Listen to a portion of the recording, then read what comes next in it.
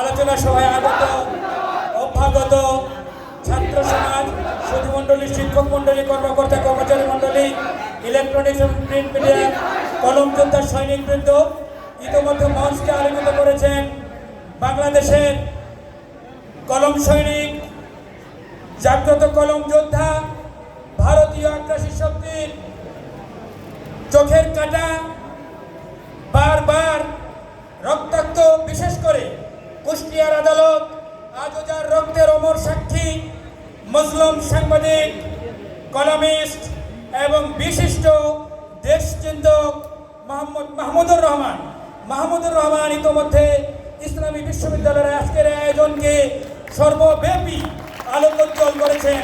আমরা ইসলামী বিশ্ববিদ্যালয়ের পক্ষ থেকে তাকে রক্ত জবা পলাশের শুভেচ্ছা জানাতে চাই। রক্ত পলাশের শুভেচ্ছায় সিক্ত করছি আমরা মাহমুদুর রহমান স্যারকে।